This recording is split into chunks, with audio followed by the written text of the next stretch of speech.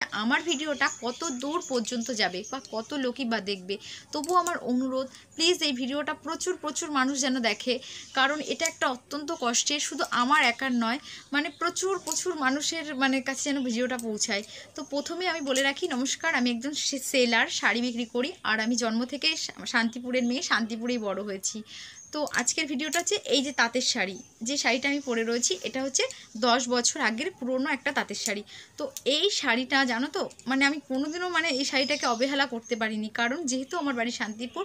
আমার কাকিমাদের দেখেছি, আমার মাকে দেখেছি, আমার দিদাকেও দেখেছি এই তাঁতের শাড়ি, দাদু তাঁত বুনতো, তো তাঁতের শাড়ি তারা কতটা যত্ন করে রেখেছে, আগলে রেখেছে। কিন্তু এই তাঁত আজকে বিলুপ্ত হতে চলেছে, তোমরা কি জানো? এই রিসেন্ট আমি আমার রিলেটিভের একজনের একটা পোস্ট দেখেছি, সে তার বাবা ঠাকুরদার আমলের সেই তাঁতের গর্থ, তাঁত বোনা, সেটাকে ছাড়তে পারিনি। এবার তোমরা যে তাঁতের শাড়ি দেখলে নাক সিটকাও যে তাঁতের শাড়ি নেব না, কিন্তু জানো এই তাঁতের শাড়ি বিক্রি করে কত লোক তাদের দিন আনা দিন খাওয়া হয়, এরকম খেতে পায় না, যে শাড়ি হাটে নিয়ে যায়, যে বিক্রি হলে তারা দুটো চাল টাল কিনে সংসারটা চালাবে। তো তোমরা যে তাঁতের শাড়ি দেখলেই নাক সিটকাও, তোমরা কি জানো কেউ হয়তো সেই তাঁত বুনেই খাচ্ছে, বা তাঁত সে আজও ছাড়তে পারেনি তাঁত বোনা, সে হয়তো সেই তাঁতের শাড়ি, তাঁতের এগুলো ভালোবাসা, ইমোশনাল,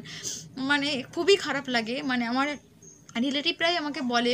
যে মাম্পি, এই আমাদের কাছ থেকে কটা শাড়ি নেই,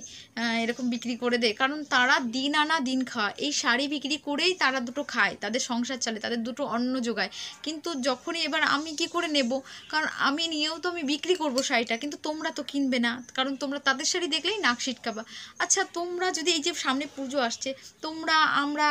আমরা সকলে কি পারি না যে যে কোনো জায়গা থেকে এই তাঁতটা যাতে বিলুপ্ত না হয়, যে মানুষগুলো এই তাঁতের প্রতি ডিপেন্ড করে এখনও বেঁচে আছে, এখনও এই তাঁতের শাড়ি বেঁচে আছে, খুব তো বেশি দাম না, তোমাদের 1000-1200 কিচ্ছু দিতে হবে না, সিম্পলি তোমরা 400 থেকে 500 টাকা খরচ করলে একটা সুন্দর একটা তাঁতের শাড়ি যদি তোমরা কেনো, তাহলে তোমাদের এই একটা শাড়ি কেনাতে এই বাংলার শিল্পটা বেঁচে থাকবে, প্রচুর তাঁতি বেঁচে থাকবে, তাদের সংসার চলবে, তাদের ছেলে মেয়ের পড়াশোনা হবে। তো আমার ভিডিওটা প্রচুর প্রচুর শেয়ার করো, যাতে এইটা আমি আমার কাছ থেকে কিনতে হবে এমন মাথার দিব্যি আমি তোমাদের দিচ্ছি না, কিন্তু তোমরা কেনো, তোমরা প্রত্যেকেই যেখান থেকে পারো একটা করে অন্তত তাদের শাড়ি কেনো। আমার খুবই খারাপ লাগছে যে তাদের করুণ অবস্থা দেখে, তারা কি বলবো, হাতে পায়ে ধরার মতো, আমাদের মতো যারা সেলার থাকি, আমরা হোলসেল প্রাইসে যারা কিনি, তাদেরকে এতটাই রিকোয়েস্ট করে যে পায়ে ধরার মতো, যে কটা শাড়ি নাও,